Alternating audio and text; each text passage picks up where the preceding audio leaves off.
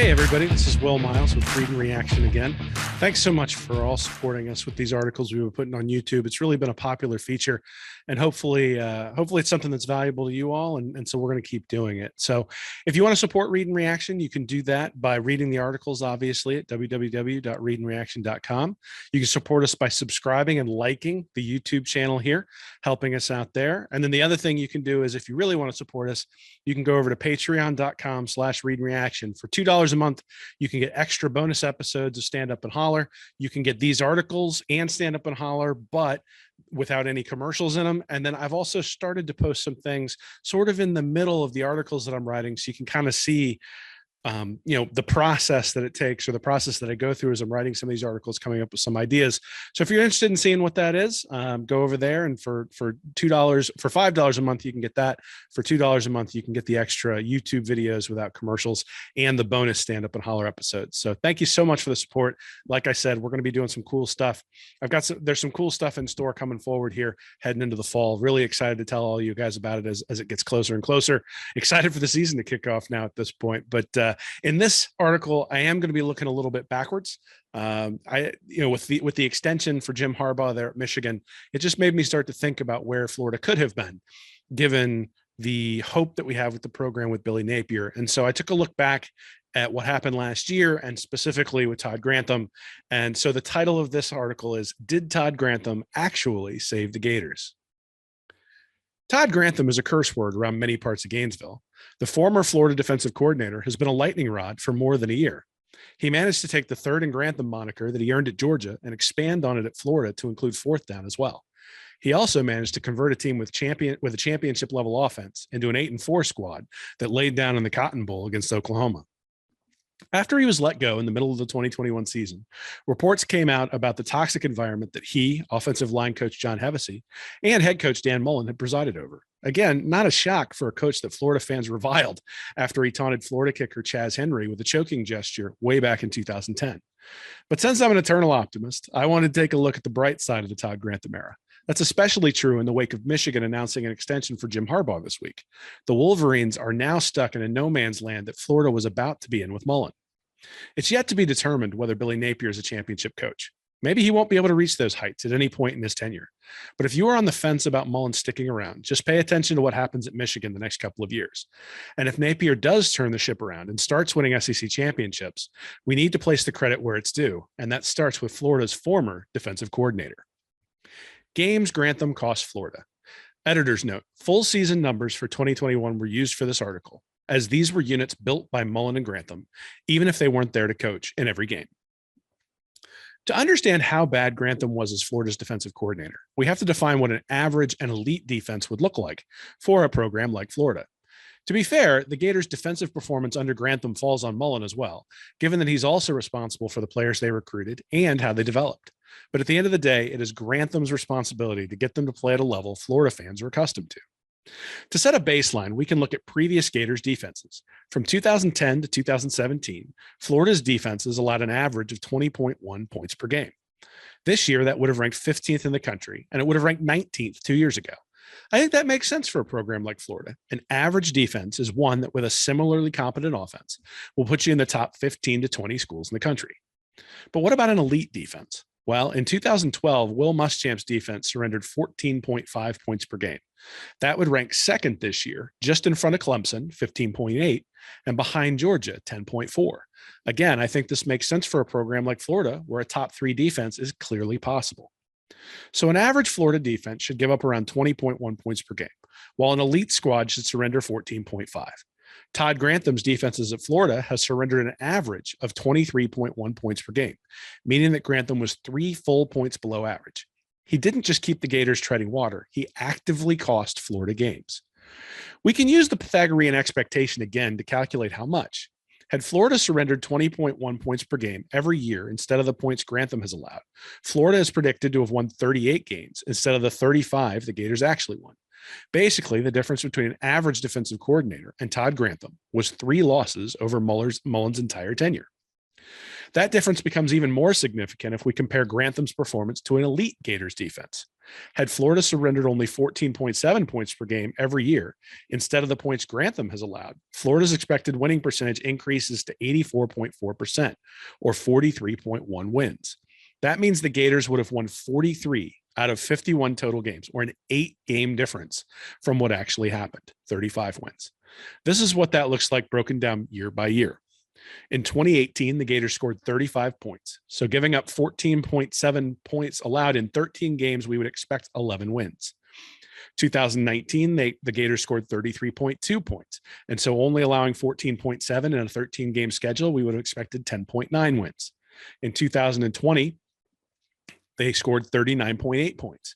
So giving up 14.7 points in a 12-game season, we would have expected 10.6 wins. And then in 2021, when the offense sputtered a little bit, Florida averaged 30.7 points per game. So again, with an elite defense and a 13-game schedule, we would have expected 10.6 wins. So even with the poor offensive performance in 2021, the Gators would still have been either 10-2 or 11-1 heading into the bowl game. A far cry from the 6-7 debacle we just witnessed. That actually tracks pretty well, considering they had 4 one-score losses and the no-show against South Carolina. Interestingly, the 2019 season was Grantham's best, when his defense gave up 15.5 points per contest and the Gators won 11 games. That performance was close to what we've defined as elite up above, and perhaps not coincidentally, that 11-win result is mirrored by the calculations. The one that's really going to stick, though, is the 2020 chart above. This has the Gators winning somewhere between 10 and 11 times in 2020 had the defense played well. In a 10-game season plus the SEC championship game, that likely would have meant the playoff.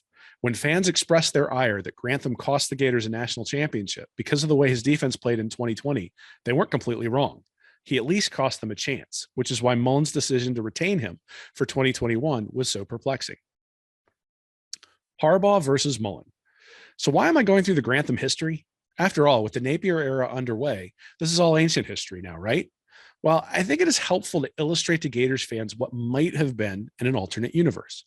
Michigan had a very good season in 2021, but the Wolverines also looked completely non-competitive versus Georgia in the playoff, losing 34-11 in a game where that score doesn't really even come close to reflecting the domination of the Bulldogs. This after Michigan went 2-4 the year prior, and Harbaugh had to take a pay cut as well as fire defensive coordinator Don Brown for Mike McDonald in order to stay at Michigan. This mirrors the Florida situation in a bunch of ways. Dan Mullen supposedly flirted with the NFL last offseason, likely caused by consternation in the fan base at his lack of recruiting prowess. Unlike Harbaugh, however, Mullen decided to stick with Grantham instead of making a change at defensive coordinator. After 2 straight years of that decision being a disaster, both Grantham and Mullen were asked to leave. On the Michigan side, Harbaugh just signed a 5-year, $36 million contract extension this week. The folks in Ann Arbor decided the extension was necessary after Harbaugh flirted with the NFL. He interviewed with the Vikings after leading Michigan to the college football playoff. Mullen never led Florida to the playoff, but his tenure and Harbaugh's tenure are remarkably similar.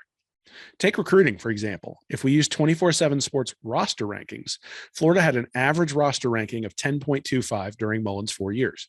Since Harbaugh took over for Michigan in 2015, his average roster ranking has been 10.7. Mullen participated in 15 one-score games, 29.4% of his games, and went 7-8. Harbaugh participated in 22 one-score games, 25.9%, and went 11-11. Both of those numbers indicate that from a game management perspective, the coaches aren't making a huge difference. But if we look even deeper, what we see is that Mullen is a superior coach, but that he struggles in similar situations to Harbaugh. So Harbaugh had 9 games since 2015 against top 5 talent in the 24/7 Sports composite and 1 win. Mullen had 9 games as well from 2018 to 2021 against top 5 talent and had 2 wins. Harbaugh had 11 games against top 10 talent with 1 win. So that's only 2 more games there in the from top 5 to top 10. Mullen had 14 games against top 10 talent and 5 wins, so won 36%. So significantly better against top 10 talented teams than Harbaugh. Harbaugh against top 20 talent had 21 games and 7 wins overall, so 7-14. Mullen had 22 games against top 20 talent with 12 wins, so 55% overall. The first thing we see is that the SEC is undoubtedly a more talented conference, as Dan Mullen faced more teams in the top 10 and top 20 of the 24/7 Sports talent rankings from 18 to 21 than Harbaugh did at Michigan from 15 to 21. But the other thing we see is that even though Mullen and Harbaugh had virtually identical talent profiles, Mullen not only had more wins in each category, but he won a higher percentage of his games against those opponents. But how can this be? I mean, Harbaugh just led Michigan to the playoff and got an extension, and Mullen just got run out of town. Well, as these things so often do, it comes down to the conference that each team is playing in. So if you go over to the site, you can see a chart that has winning percentage as a function of 24/7 average roster ranking for the Big Ten from 2015 to 2021 and from the SEC from 2018 to 2021. And what you see is that Ohio State, Alabama, and Georgia dominate in both winning percentage and recruiting. Then there's a step down to LSU, Florida, Texas A&M, Michigan, and Penn State. And then there's a whole heap of SEC teams that come next. Nebraska is maybe the one team that in the Big Ten that recruits a little bit better, or at least equivalent with some of the SEC teams, Maryland as well. And they sort of fall on the same curve. What you see in the Big Ten, though, is teams like Wisconsin, teams like Iowa, and even teams like Northwestern and Minnesota have worse overall recruiting, but tend to beat up on each other. And I think this suggests exactly what we see in the SEC as well, is that the conference ranking for your recruiting really matters in terms of winning percentage. And you really see that in the Big Ten. So this chart shows that the 24/7 Sports average talent ranking for the Big Ten during Harbaugh's tenure and the SEC during Mullen's tenure plotted against winning percentage. To nobody's surprise who follows this sort of stuff, the better recruiting teams perform the best. Then there's a second tier of teams that perform slightly worse, and then things get fairly random. Note where Michigan's place is in the Big Ten pecking order, though. They are the second most talented team in the conference, whereas Florida is fourth and will be fifth after A&M's 2022 class gets factored in next year. That means the Gators have to take care of business against less talented teams and then beat two of LSU, Georgia, and Alabama every year to make it into the playoff. Michigan only has to beat Ohio State and then take care of business against less talented teams. That's really the difference between the two programs. When Florida beat Georgia under Mullen in 2020, it was unable to beat LSU, thanks Marco, and Alabama, and so fell short. Michigan beat Ohio State this past season, and Michigan made it into the playoffs, and Harbaugh got his extension. Takeaway. It doesn't take a genius to see where I'm headed with this. A better defense in 2020, and Florida probably makes the playoff. Any ability to stop an opponent at all, even once or twice a game, would have meant wins over Texas A&M and LSU. And even a loss to Alabama in the SEC championship game wouldn't have prevented a Bama-Florida rematch in the playoff. But the underlying problem would have still remained. Florida's talent level is exactly the same as Michigan. And now with Harbaugh's extension, we're going to get a front row seat at what a continuation of the Dan Mullen era would have brought to the Gators. Ohio State spent last year reloading, and Michigan caught them at the right time in Ann Arbor.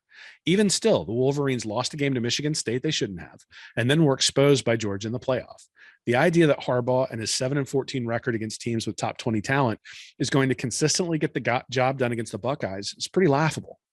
That may be good enough at Michigan. After all, prior to Harbaugh's arrival, the Wolverines had struggled through Brady Hoke, 31-20, and Rich Rodriguez, 15-22. Harbaugh, 61-24, has brought some level of stability to the program. But stability isn't what Florida fans are looking for. David Wunderlich wrote an article over at Gator Country detailing the timing of the Billy Napier hire and how after 2020, Napier might not have been ready to jump just yet. And after 2022, Napier might not have been available because of the Virginia Tech opening. But there is one part of the timing that he left out. Dan Mullen received a $12 million buyout when he was fired, but a large percentage of his assistants' contracts were up at the end of the season. That meant that if Mullen had simply been above average and stayed, the school was going to have to commit to him and his staff long term. Instead, when the bottom fell out in 2021, the only significant financial implication to the decision was Mullen's buyout. All of which brings me back to Grantham. I've never thought he was a good defensive coordinator. When he was hired, I wrote the following, quote, "Anybody expecting to see a top 10 defense is going to be disappointed. Grantham's never had one, and some of those defenses have had significantly more talent. Instead, most of the improvement on the Gators record in 2018 is going to have to come from the offensive side of the ball," unquote. That's exactly what Dan Mullen was able to achieve in 2018, 2019, with some help from Grantham's defense, and 2020. When the offense sputtered in 2021, he wasn't able to keep things afloat. But it does make me reflect a little bit. Harbaugh fired defensive coordinator Don Brown after the Wolverines had a historically bad 34.5 points per game allowed, 93rd ranked defense in the shortened 2020 season. That defense ranked 7th this season, 17.4 points per game under McDonald. If Mullen had jettisoned Grantham after 2020, would he have seen the same improvement? Had Mullen made that change and had he gotten the selection right, like Harbaugh did at Michigan, Florida would have been better in 2021. But Gators fans would also be staring at a bunch of 10-3 seasons with annual losses to Georgia and LSU on the horizon for the foreseeable future. We're about to see exactly that play out in Ann Arbor. Instead, Florida managed to get out of the trap of mediocrity because of Mullen's stubborn refusal to jettison Grantham and the downward spiral it caused. Neither you nor I know whether Billy Napier is going to be able to get Florida to consistently compete with Alabama and Georgia. We have reasons to believe and hope he'll be able to, but we can't be sure. But we absolutely knew that Dan Mullen wasn't going to be able to do it consistently. And the Michigan narrative tells us exactly who we have to thank for having the hope we do today. Jeffrey Todd Grantham. Thanks, everybody. Hopefully you enjoyed this sort of look back at where Florida is today based on where Florida was in the past. Again, if you want to support us, you can go over to you can like and subscribe at our YouTube channel. Make sure you hit the little bell. That helps us out. Certainly, if you have any ideas for things you'd like to see this offseason, drop us either a note in the comments or shoot us an email, will@readandreaction.com. And if you feel so inclined, head over to Patreon, patreon.com/readandreaction for more extra things from the Read and Reaction team. Like I said, we're working on some cool stuff, hopefully have out in the next month or two. Certainly we'll have full spring game coverage. And then when the season kicks off against Utah, we got some cool stuff going on then as well. So thank you so much for all your support. We appreciate it, and go Gators.